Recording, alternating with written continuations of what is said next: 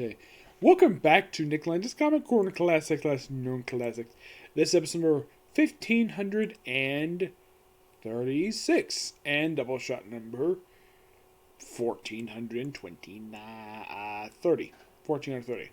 I have basically, due to two DC trades, these two I picked up from Comic-Con. Yeah, it was part of a booth where I get three of them, where I get these three trades for like 20% off the total. Yep. First up, this is actually one of them. This is Batman Private Casebook, which contains issues 840 to 845 of Detective Comics. Excuse me. Yep. Now this, like all Paul Dini stories, are usually a lot of series of one-shot issues per se. The first issue is the epilogue to the crossover, The Resurrection of Ra's al Ghul, where it basically reveals what Raz's fate after the particular crossover happened. Well, Batman beats him up and sends him to Arkham Asylum, which he stays for a while. They kind of, in a way, write him off here. Now, the very next story, Wonderland Gang, features appearance by the Mad Hatter. Yes, seriously. The Mad Hatter shows up, and he's formed the Wonderland Gang. Now you're probably thinking, Wonderland Gang? You mean the gang comprised of him and Tweedledee Tweedledum? Well, that was a post-Flashpoint creation, which I actually thought was a really ingenious idea, given the fact that Tweedledee Tweedledum and Jarvis Tench, aka Mad Hatter, are based upon characters from Alice in Wonderland. And I'm thinking though, like, and this is kind of weird though, the White Rabbit is not part of this particular gang, and neither is Alice, who the version from DC Comics tends to speak like she's Alice in that actual story. And I thought this was a brilliant stroke of genius, basically. Now, this is the original concept of the Wonderland Gang, which is basically comprised of, well, it's led by Mad Hatter himself with two other people, a woman and some guy who's kind of like one half of Tweedledee and Tweedledum. Yep. And also, is it just me or the Mad Hatter looks a little bit taller than usual? Yeah. I'm not really sure why, because the thing with... Oh yeah, Tweedledee Tweedledum are here, basically. Just that they didn't show the other one. It's just that... There he is in the bottom. Yeah, Tweedledee Tweedledum. The woman, I'm not sure who the heck she is. But yeah, this is what the story's focused on. The Wonderland Gang. Yeah, it's basically a typical Mad Hatter story, and it's really good. Now, Silt of Sorrows, that's the third story in here. That's a magical story with a guest star appearance by, of course, Tim Drake. Now, you're probably curious, though. Who's under the Batman mask at this point in time? It's Bruce Wayne. Yep, Bruce Wayne. The story itself is just interesting. It's basically got beautiful artwork. Now, the cover art here for all the issues are done by Dustin Nguyen. He does pretty much the cover art for not only the trade, but also the individual covers in the trade. Yep, it just not really much to note here when it comes to this one. Just Batman fighting magician. Opening night is, of course, focused on, well, Santana. It's one of two stories that features her in here. And it kind of hints at the fact that she and Bruce are kind of in a relationship. That's basically what it is. Plus, we have the return of the second ventriloquist, who, this is Peyton, and Scarface, who, another character who they made bigger for no reason. Yeah, look at Scarface. Usually he's pictured quite small than this. Why the heck is he bigger? No idea. I thought this is kind of weird. Now, Peyton herself, that's pretty much how she normally is. And here's the weird thing, though. After this issue and the following issue, they're never seen again. Nope, this is the last you see of Peyton. She just basically is here, and of course she meets up with... Her name is Peyton Riley, and she basically apparently was an old fiancé of Matthew Atkins. And of course, well, and this is kind of like a two-parter in a way. And, well, the next issue kind of, well, This basically is Paul Dini wrapping up the whole second ventriloquist thing, because I don't think he had any really big plans for the ventriloquist. Not really, no. But then, of course, Peyton falls off a boat, and as far as I know, I don't think she's seeing him because she's not seeing Heart of Hush, which comes right after this set of issues. And, of course, you had R.I.P. happen. Yep. Then, of course, Santana goes off, and she says she can't be related to somebody who's passionate more about his demons than about her. Then we have the Riddle Unanswered. That's the next story for this one. And you thinking, the Riddle Unanswered. Like, okay, is this a story featuring the Riddler? No. Riddler is nowhere in this story. We do have guest appearance by Jim Gordon. Yep. Oh yeah, Riddler is in the story. Yep. And of course, Catwoman. Yep, Catwoman. And here for this issue, and of course, she also appearance by Oracle. Thank you, Gordon. It's a sort of a back and forth issue. A lot of text messaging. And of course, well, Batman protecting the Riddler. He doesn't like him very much. The last story is also featuring Santana. It's a Halloween issue, where there's not much to it. But in the case of the issues overall, they're pretty good. I give this book roughly a 9.5 out of 10. Yeah, Paul Dini himself does a great job. He does do one more story arc for Detective Comics, and then that's it for him. Because as soon as they wrap up that next story arc, which is Heart of Hush, we of course then have Last Days of Gotham, which is a two-part done by Danny O'Neill. And then it's Hush Money, which is a backdoor pilot to the Streets of Gotham series. And then we have, of course, well, the Batwoman question feature for like a year by I think it was the arc by J.H. Williams, and of course the writing course done by Greg Rucka. This lasted for about a year, and then David Haynes took over with Arkham Reborn. And then you have that issue 866, which also featured another appearance by Danny O'Neill. And you have more David Haynes issues. And then pretty much like right after that, after David Haynes wrapped up his four-parter, and then pretty much the last year of this book before it got relaunched, number 1, was done by Scott Snyder. Yep. Oh, and here's a fun fact for you. This trade here, that's the last of the 800s. Last trade to collect issues 800s for Detective Comics. So as of right now, for Detective Comics, if you just read this trade here, I have now reviewed from issue 783 to present. Yep, there's a little bit left for the 700s per se.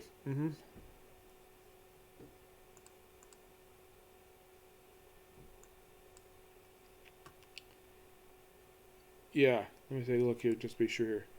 Because I think, because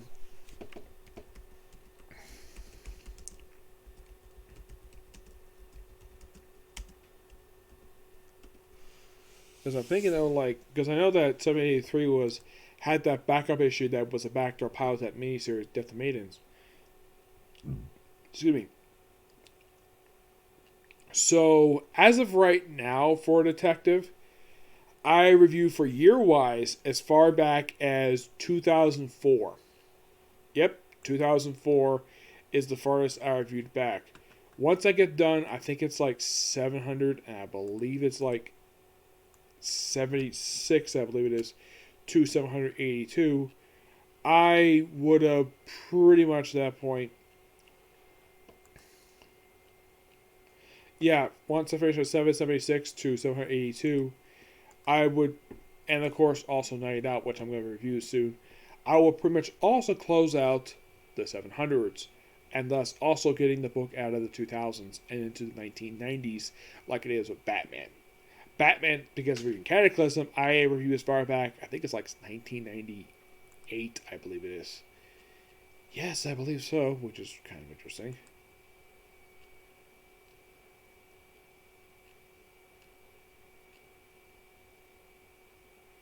Yep, but not much to say about this. It actually is pretty good.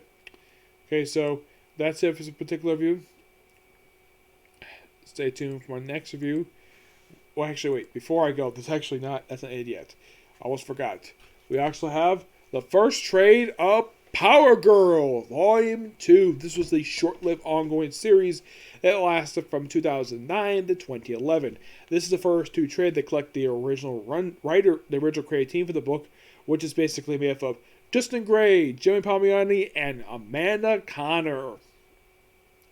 Yep, Power Girl, aka Carousel Earth 2. The original Earth 2.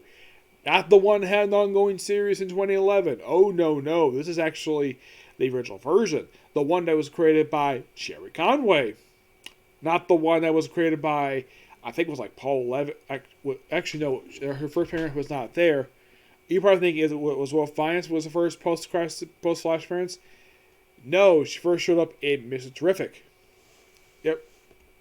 Now, in the case of these issues, this is basically, in the very first issue, we have Power Girl, who's in charge of her company, I think it's like Star something, because her alias is Kara Star.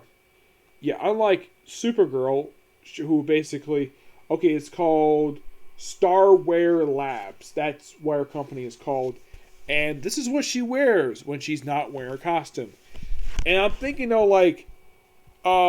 you do know, basically, you could easily figure out, though, that you're a freaking Power Girl. Yeah, that's the weird thing when it comes to about Power Girl and her secret identity as Kara Star. I mean, aside from the fact these two change clothing, you could at least cover up the face a little bit. You could do, put some glasses on or wear a wig. No, well, actually, she kind of does. She basically... The only difference is that she puts her hair in a bun. Yep.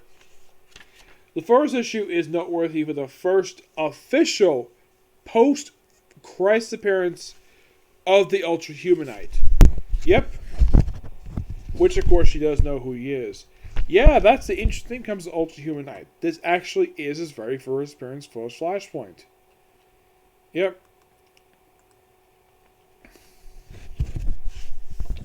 Because, well, they never really feature him post-Flashpoint that much. No, not really.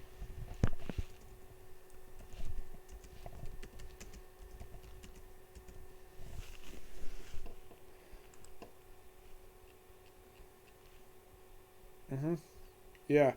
Because, from what I heard, this is supposedly his first post-Flash appearance. And the thing is, when it comes to Ultra-Huminate, they did kind of have another version appear prior to this. Well, the original version made his debut back in Action Comics number 13, which was, believe it or not, 10 issues before the debut of Lex Luthor. Yep. And here's the thing. The one that's basically post-Crisis that's not part of the original version of the character, well, aside from the fact this is a slightly different version, aside from the fact he does appear in these opening issues of Power Girl and one issue of Gotham City Sirens, that was it for this original version of the character.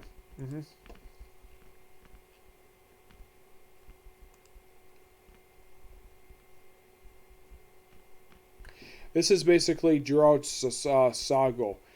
Yeah, so it's not the one that popped up in Action Comics per se. No, this is a completely different character. Yep.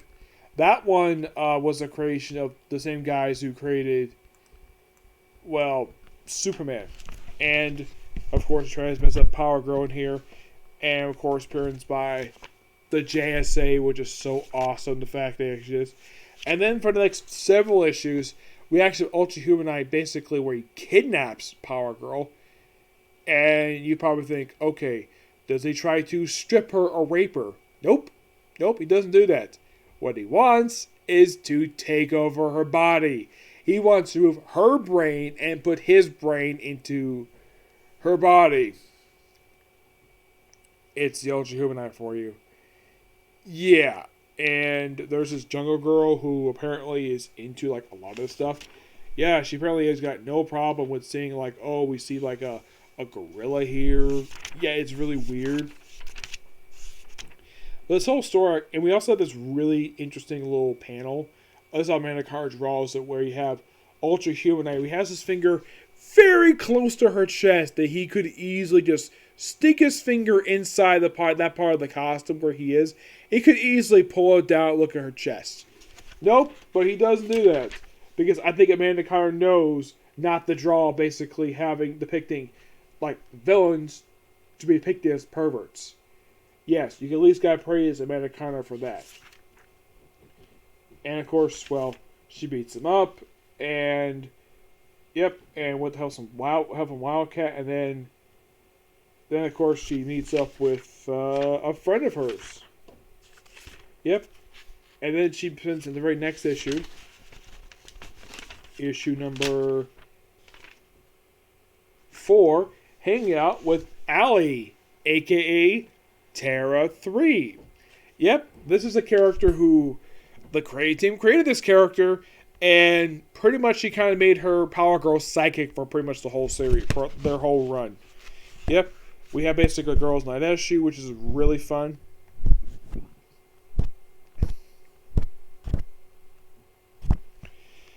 And then, of course, in issue 6, we have Power Girl doing more stuff. And, of course, her battling some kind of laser beam, which apparently cost her freaking boots. Actually, she get time to put her boots on. Boots, gloves, oh crap. Yep, she forgot her boots and gloves, so she's to fight basically barehanded. And this is a weird shot to see, but thank God this is not Power Girl. Oh no, this is Amanda Carter. We have to have a close-up shot of the butt. Of the villain's butt. Now, I don't think Amanda Carter would do this unless, of course, she was asked to do this. But that's probably her. Of course, also this one guy who was on the spaceship, who Power Girl was on, who was hitting on her, and she's not interesting at all. They changed that with one guy who helped her up for part of the issue, and also her cat. Yes, her cat from the jail line days is here. Yeah, where this cat came from. Okay. The explanation from what I've read about this particular cat, if I remember correctly, this cat just wandered into like the JLI embassy, and Power Girl decided to keep it. I think his name is Streaky, if I'm not mistaken. I believe so.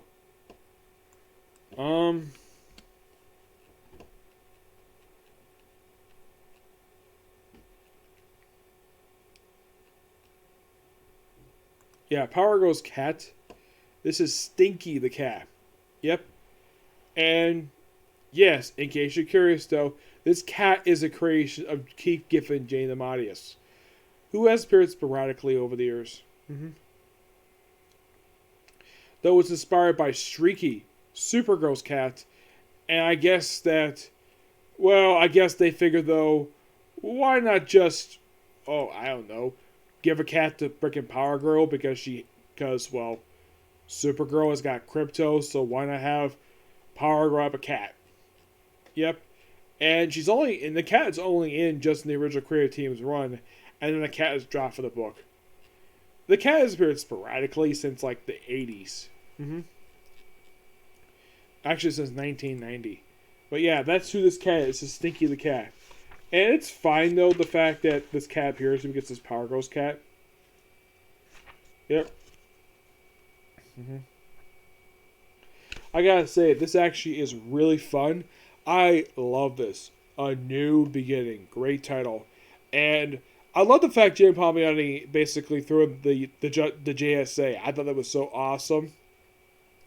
This book is just purely fantastic. I give this book a 10 out of 10. This is just pure fun. Yep.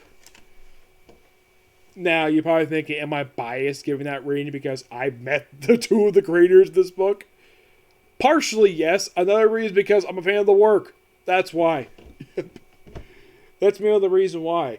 And the only reason why I got this book was because I love this creative team.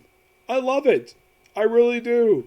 And I kind of wish I could get more stuff like more Power Girl by Jim Palmiotti and Amanda Carter because it's just so fun to read about Power Girl. I think 13 was, I think it was officially like the last issue. No, 12 was the last issue that Jeremy Palmini and Amanda Connor worked on. Yeah, I'm not. If I get a chance to talk to him again, I'm gonna ask him like.